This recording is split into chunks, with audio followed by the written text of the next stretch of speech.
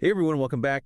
Today, we're going to be doing a deep dive into the world of stockbroking companies. Oh, interesting. Yeah, and we're going to be looking at some of the insights from financial expert Dr. Vijay Malik. So, you might be thinking stockbrokers, that's just for Wall Street.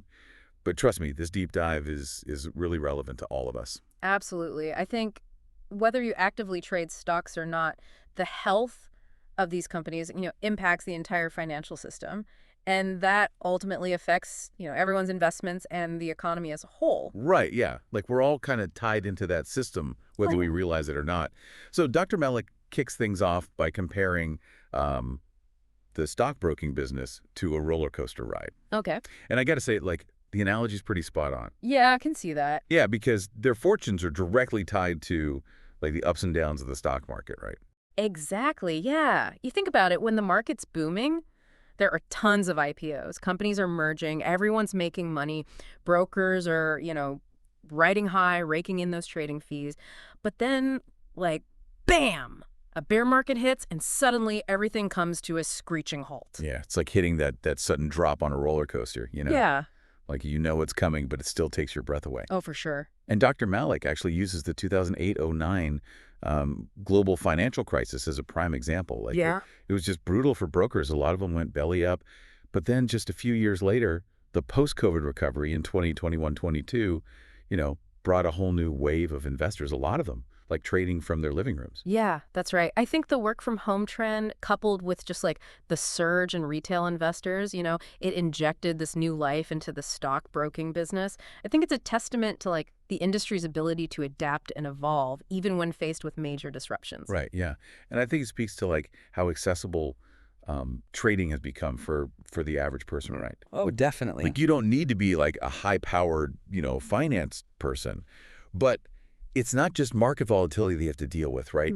These companies are locked in like this fierce competition, especially with the rise of all these like online discount brokers, like Zerodha and Upstocks. I mean, remember when we used to pay like hefty brokerage fees, Oh, yeah. like 0.75% of our trade value? Uh-huh. And now some platforms are practically giving trades away for free. Yeah, it's crazy. So this intense price war has made, survival incredibly difficult, especially for smaller players.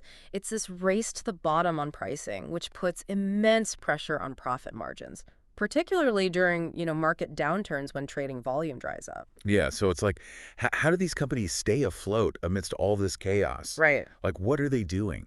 And Dr. Malik highlights two kind of key strategies. He talks about economies of scale and then like asset-light operations. So it's all about like efficiency and flexibility, I guess. Yeah, for sure. So larger brokers, they benefit from economies of scale. They can spread their fixed costs, things like, technology infrastructure, regulatory compliance over a much larger customer base. So this means that their cost per transaction is lower, giving them an edge, especially when revenues are tight. So it's like the wholesale discount of the trading world. But what about those asset-light operations? Yeah. Is that just like a fancy way of saying cutting costs? Well, it's more nuanced than that. Asset-light brokers, they prioritize minimizing fixed costs. So that could be by relying on technology, outsourcing certain functions, and sometimes even operating through, franchise models. This allows them to be more, agile and responsive to market changes. So think fewer fancy offices and more streamlined operations. Okay.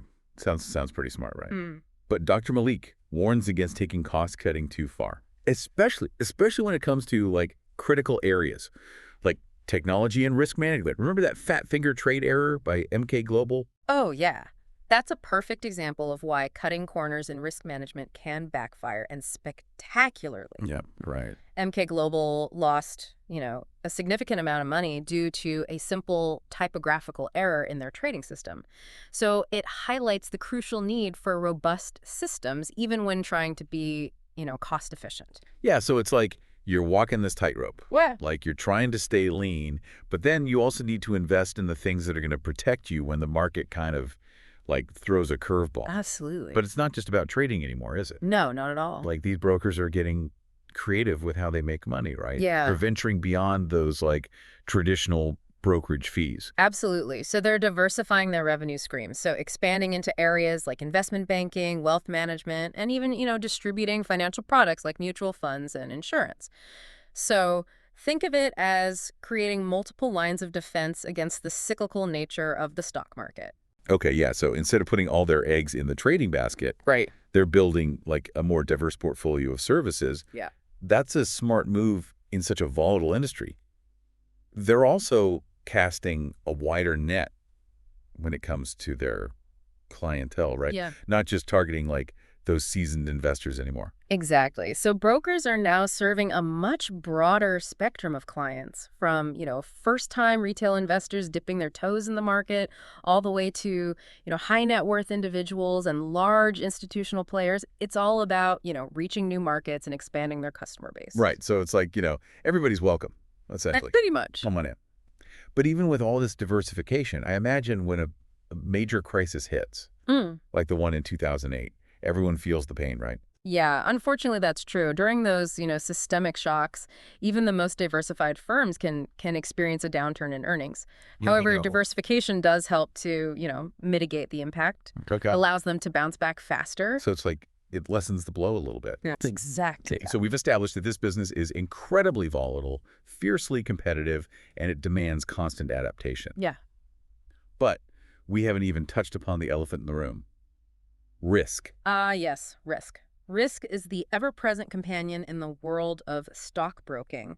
There are multiple types that they need to manage carefully, each with its unique challenges and implications. So let's start with like credit risk. Okay. To me, that sounds like the financial equivalent of a trust fall. Yeah. Like these brokers are often financing their clients' trades, but what happens if those clients like can't pay up? Ouch. Yeah, right. Yeah, that's exactly right. If a client, defaults on their obligations, the broker is left holding the bag, potentially facing significant losses. This is why robust client assessment and risk management protocols are paramount. Yeah, and then there's market risk, Mm-hmm. which seems particularly relevant for brokers who are engaging in proprietary trading, right? Yes. Where they're using their own capital to make like market bets. Exactly. While it can be, highly profitable when those bets pay off, it also exposes them to, potentially substantial losses if the market takes an unexpected turn. Fluctuations in, interest rates, currency exchange rates, or even, just plain old investor sentiment can all impact their portfolio and their bottom line. Yeah, it sounds like a high stakes game where you need like a deep understanding of market dynamics and like a strong risk appetite. Absolutely. But even the most experienced traders can get caught off guard by like these unexpected market events, right? Oh, for sure. The market is incredibly complex, influenced by countless factors, from global economic trends to geopolitical events. It's a constantly evolving beast, and predicting its movements with absolute certainty is impossible. Yeah, it's like trying to predict the weather, Yes, but with even more variables in play. exactly. Okay, speaking of things that can be unpredictable, let's talk about operations risk. In today's like tech-driven world, it seems like this would be a major concern for brokers. After all, like, technology is the backbone of modern trading. You're absolutely right. Brokers, rely heavily on sophisticated technology systems for executing trades, managing risk, and ensuring, everything runs smoothly. However, even the most advanced systems can fail, leaving them vulnerable to disruptions and potential losses. Yeah, I'm thinking about like that time a squirrel chewed through a power cable Oh, yeah. and caused a major outage at NASDAQ. It sounds almost comical, Right. but the consequences were very real. Yeah, that's a great example of how seemingly minor events can have a significant impact. And let's not forget the recent case of, Zeroda's app crashing, leaving thousands of users unable to trade. These incidents are stark reminders that no technology is foolproof. And brokers need to have, robust backup systems and disaster recovery plans in place. Right, yeah, because the fallout from like an operational failure can be like really severe. Oh. Like it's impacting not just their finances, but also their reputation, right? Yeah. In today's like digital age, news of like a system outage or a security breach, it can spread like wildfire, right? Oh, for sure. And it can erode like customer trust Uh-huh. and potentially lead to a loss of business. And that brings us to another crucial aspect of operations risk: human error. Oh, yeah. Even in the most automated trading environments, human oversight is critical. You mean like the classic fat finger trade? Exactly. Where like a simple typo can lead to millions in losses. You got it. Remember the case of MK Global, where a trader accidentally entered an order for like billions of rupees instead of millions. That single mistake cost them, dearly, and highlighted the importance of checks and balances to prevent such errors. Hmm. It's not just about having, sophisticated technology. It's also about training staff, implementing clear procedures, and fostering like a culture of accountability. Right. Yeah, because, people are going to make mistakes. But you want to have systems in place to catch those mistakes, ideally before they cause major problems. For sure. Okay, so it seems like there are risks lurking around every corner in this industry, right? Yeah. And then there's the one that's kind of unique to finance, right? Yeah. Regulatory risk. Regulatory risk. The world of finance is heavily regulated, and for good reason. Regulators play a crucial role in ensuring, market stability, protecting investors, and preventing, fraud and abuse. But those regulations can also be a double-edged sword for brokers. Right. So on the one hand, regulations create like a level playing field, right? They ensure fair competition and they kind of enhance like investor confidence. But on the other hand, they can be like really burdensome, Yeah. costly to comply with, and sometimes they can even stifle innovation. It's a constant balancing act. Yeah, for sure. And the regulatory landscape, like it's constantly evolving with new rules and regulations being introduced all the time. Okay. So these brokers need to be like adaptable, staying abreast of the latest changes and kind of adjusting their business practices accordingly. Absolutely. Dr. Malik even gives the example of SEBI's 2015 decision to increase the minimum contract size for derivatives trades. And this seemingly minor change had like a significant impact on brokers' revenues. Yeah. Like it just highlights the need for them to be proactive and to engage with regulators, to like really understand the potential consequences of new rules. That's an excellent point. Brokers can't afford to be, passive bystanders in the regulatory process. They need to understand the rationale behind new rules and regulations and proactively adapt their business models to ensure compliance while, minimizing any negative impact on their operations. Yeah, it's not just about like following the rules blindly. Right. It's about understanding why those rules are in place. Absolutely. Okay. So we've covered a lot of ground here. Yes, we have. From like the volatile nature of the business to the cutthroat competition, the diverse strategies for survival, and the ever-present risks. But before we wrap up this part of our deep dive, there's one final point Dr. Malik makes that I think is especially important for our listeners. Okay. He cautions us that a broker's annual report doesn't always tell the whole story about their risk profile. Ooh, that's a crucial point. I think, investors often rely on those annual reports to assess a company's financial health, but these reports can be complex, and sometimes, they obfuscate the true picture. Right. It's like judging a book by its cover. Yes. You might be missing some critical details. And to make things even more complicated, Dr. Malik points out that there's this like lack of standardized credit provisioning and market risk models across the industry. It's like trying to compare recipes when everyone's using like different units of measurement. Absolutely.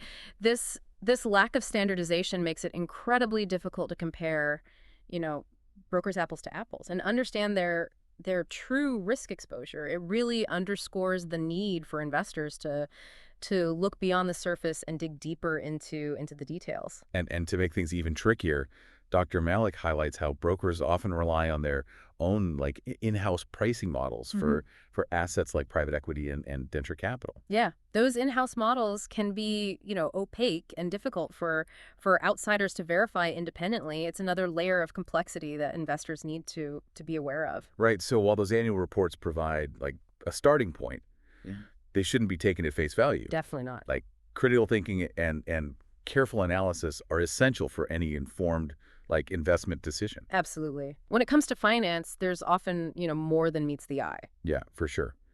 We've covered a lot of ground in this first part of our deep dive, but there's still much more to explore. Oh, yeah. So in the next part, we'll continue our journey into the world of stockbroking companies. We'll delve even deeper into like the intricacies of their operations and the factors that drive their success. It's going to be great. Stay tuned, folks, because we're about to get into like the nitty-gritty of what makes these companies tick. I love it. Yeah. Welcome back to our deep dive into the world of stockbroking companies. Yeah, we're picking up right where we left off, kind of peeling back the layers of this complex and fascinating industry. And today we're going to focus on something that's absolutely crucial for understanding how these companies operate. Okay. Risk management. Risk management, because as we've already established, risk is kind of inherent in everything these firms do. It's like a constant undercurrent shaping their decisions and strategies. Exactly. We've already touched on credit risk, Right. which arises, when clients can't meet their financial obligations. Yeah. Think of it as like the potential for a domino effect. Yep. If one client defaults, it can trigger this chain reaction that impacts the broker's entire portfolio. Absolutely. Definitely that situation any broker wants to find themselves in. No. But I'm curious, is there a way to quantify that risk? Yeah. Like, how do brokers even begin to assess the likelihood of a client defaulting?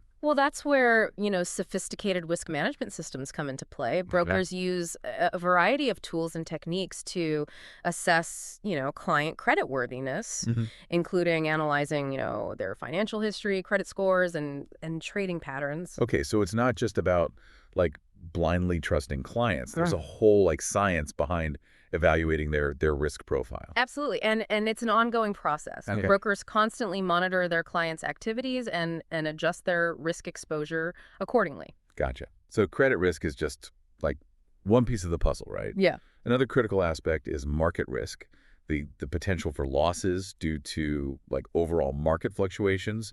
And this one seems particularly relevant for brokers who are engaging in proprietary trading, right? Yeah. Where they're, like, putting their own capital on the line. Exactly. It's Yeah. like they're playing both sides of the game, Right. facilitating trades for clients while also, making their own bets on market movements. Yeah, and while that can be, like, highly profitable when those bets pay off, Yeah. it also exposes them to substantial losses if the market takes an unexpected turn. For sure. Right. And remember, the market is, like, influenced by a myriad of factors, right? Oh, yeah. From global economic trends to geopolitical events, things that are often impossible to predict with certainty. Exactly. So it seems like navigating market risk requires this delicate balance between, like, calculated risk-taking and a healthy dose of caution. Yeah. You need to be, like, confident in your analysis, but also acknowledging that the market can always surprise you. Yeah.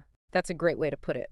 Successful brokers understand that market risk is an inherent part of the game, and they develop, strategies to mitigate it, Okay. such as, diversifying their portfolio, setting stop-loss orders, and hedging their bets.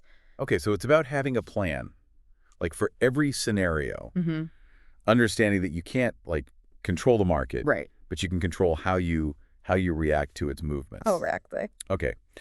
Speaking of things that can be unpredictable, let's Yeah. talk about operations risk. Okay. In today's, like, tech-driven world, it seems like this would be a major concern for brokers, Mm-hmm. given their, like, heavy reliance on technology for practically everything. You're absolutely right. Technology is both a blessing and a curse for brokers. Okay. On the one hand, it allows them to, execute trades at lightning speed, process vast amounts of data, and connect with clients around the globe. But on the other hand, it introduces, new vulnerabilities and potential points of failure. We've already talked about, the infamous squirrel incident at NASDAQ and the Zerota app crash. Yeah. These real-world examples highlight just how disruptive a technology failure can be. Absolutely. It's not just about, financial losses. Right. It's also about, reputational damage Mm-hmm. and a loss of customer trust. Exactly. In today's digital age, news of a system outage or a security breach can spread like wildfire, Right. eroding customer confidence and potentially leading to a loss of business. So this is why brokers need to invest heavily in robust technology infrastructure, Mm-hmm. backup systems, disaster recovery plans, and cybersecurity protocols. Absolutely. It sounds like they need to be prepared for, like, every possible scenario, from, natural disasters to cyber attacks to simple human error. Absolutely. And that brings us to a crucial aspect of operations risk that's often overlooked. Okay. Human error. Human error, yeah. Even in the most automated trading environments, human oversight is critical. Remember the MKI Global fat finger trade error we discussed earlier. Yeah. That's a prime example of how a simple mistake can have, catastrophic consequences. Right. It's a stark reminder that no matter how sophisticated our technology becomes, Yeah, the human element will always be a factor in any system. absolutely. So brokers need to invest in training, implement like clear procedures, and foster a culture of accountability to minimize the risk of human error. Couldn't agree more. And on that note, let's shift gears and talk about another type of risk that's unique to the financial industry, regulatory risk. Regulatory risk. It's a world of constantly evolving rules and regulations, and brokers need to be, nimble to keep up. It's like playing a game where the rules can change at any moment without warning. Yeah, pretty much. Yeah, I imagine this could be like incredibly challenging for brokers, especially given the global nature of financial markets. Each country has its own set of regulations. Yeah. And then there are international bodies like, the Financial Stability Board that introduce their own rules. Exactly. So you're painting a very accurate picture. Yeah. Like these brokers need to have a deep understanding of the regulatory landscape Yeah. in every jurisdiction where they operate. And they need to be able to adapt quickly to any changes. Absolutely.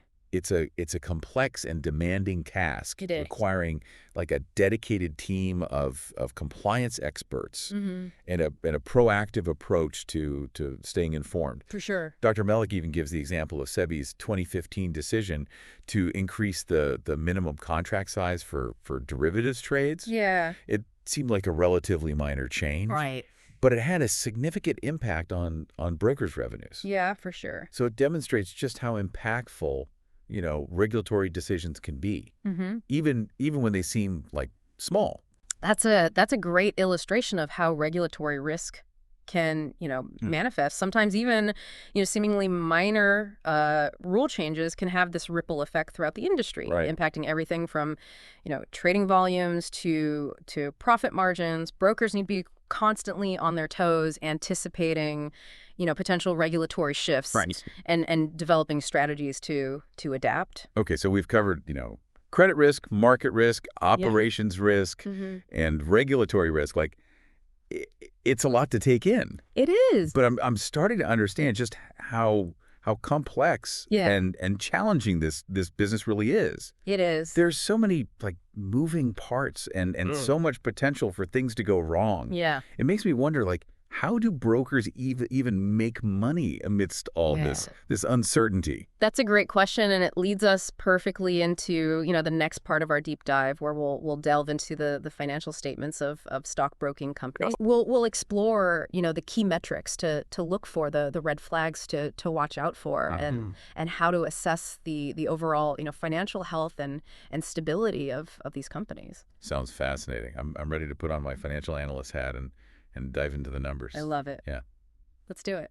Stay tuned, folks, because we're about to get into the nitty-gritty of what makes these companies tick.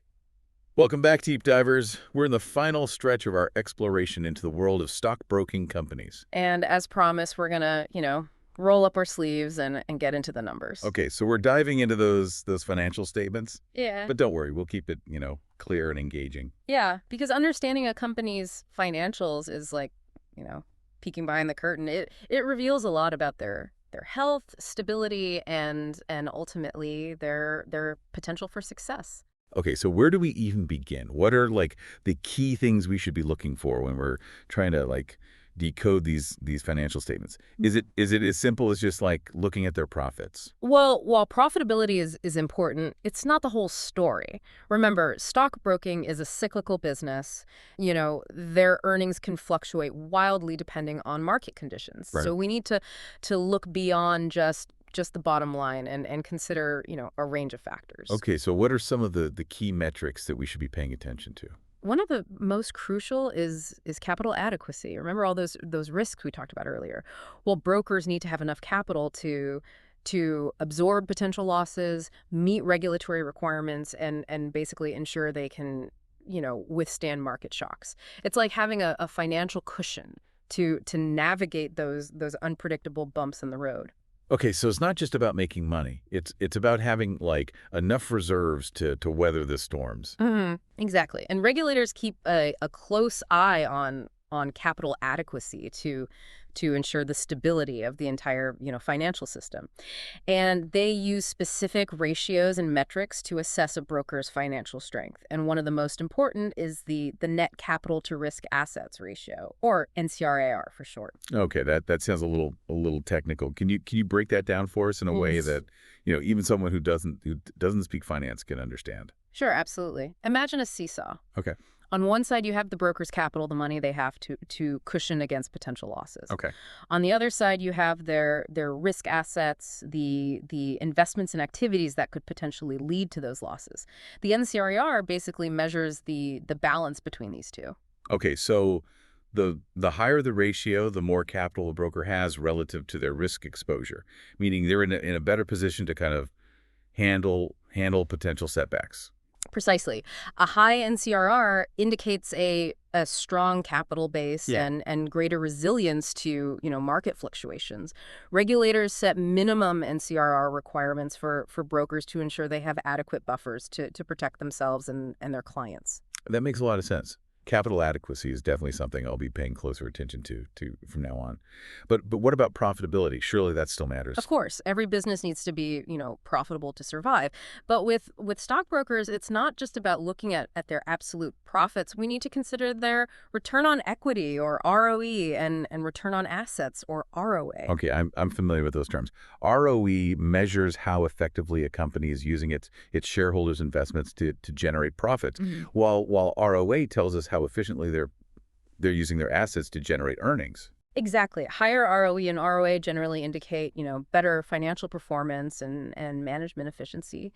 But it's crucial to compare, a broker's profitability to that of their peers and consider the overall market conditions. Because during a bull market, everyone's profits tend to be higher, Right. while during a bear market, everyone's kind of struggling. Exactly. We need to look beyond, just the absolute numbers and consider their relative performance and how they're, navigating the prevailing market trends. So we've got capital adequacy and profitability. What else should we be keeping an eye on when analyzing these financial statements? Liquidity is another crucial aspect. Brokers need to have, enough liquid assets on hand to meet their short-term obligations, such as, margin calls and client withdrawals, like having enough cash in your wallet to cover those unexpected expenses. Okay, I've heard the term margin call thrown around before, but I'm not entirely sure like what it means. Imagine you buy stocks on margin, meaning you borrow money from the broker to finance your purchase. All right.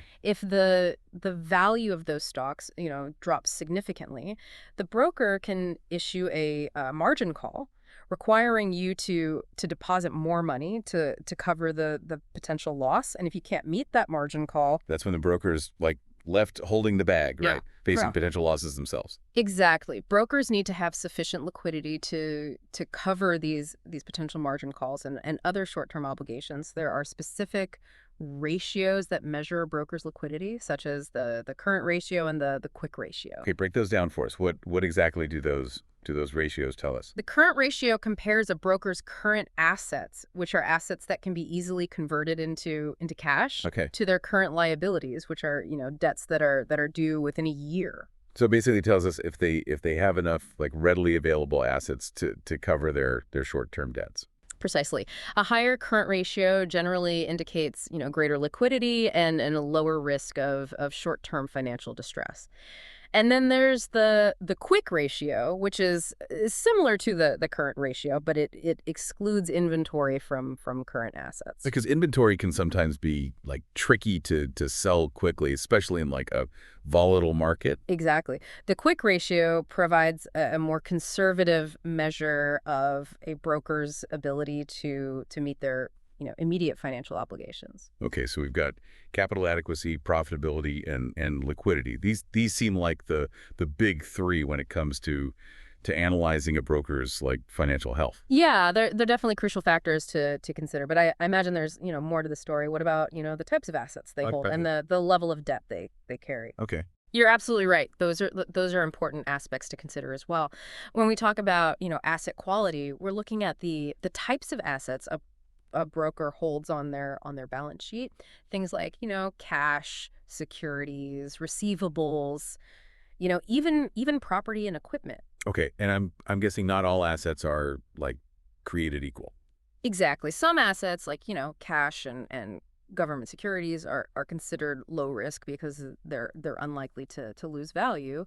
Others like, corporate bonds or real estate can be, more volatile and carry a higher risk. Right. So it's about understanding like the composition of their assets and kind of assessing the overall like risk profile. Precisely. And we also need to consider their debt levels. Brokers often use, debt to finance their operations, which can be a smart strategy for growth. Yeah. But if their debt levels get too high, it can put a strain on their profitability and make them more, vulnerable to economic downturns. Yeah, it's like walking a tightrope. They need to find that balance between using debt strategically to kind of leverage their growth, but also managing it, prudently to avoid excessive risk. That's a great analogy. And there's a specific ratio that helps us assess this balance, the debt to equity ratio. It compares a broker's total debt to their shareholder equity, basically the amount of money shareholders have invested in the company.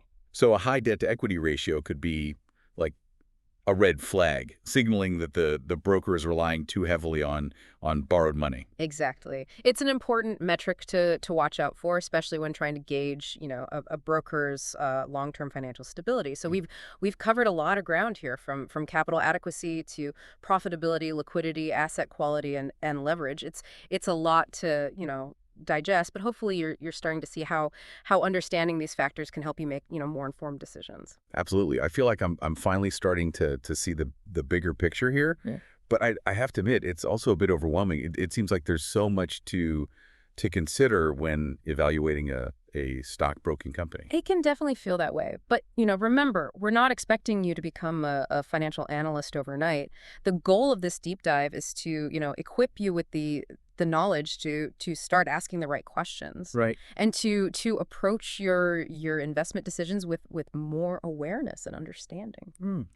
Okay. And as Dr. Malik reminded us, those glossy annual reports, they don't always tell the whole story. No. We need to dig deeper, Yeah. analyze the financials, and consider the broader context before making any investment decisions. Well said. It's about, being an informed and discerning investor.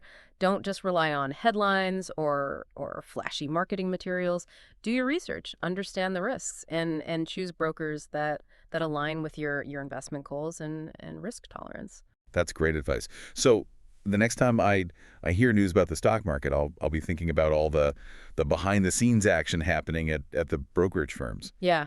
They may not always be in the spotlight, but they play a critical role in our financial system. And remember, knowledge is power. The more you understand about how these companies operate, the better equipped you'll be to navigate the world of investing. Well said. Thanks for joining us on this deep dive into the world of stockbroking companies. We hope you found it, insightful and empowering. Until next time, keep exploring, keep learning, and happy investing.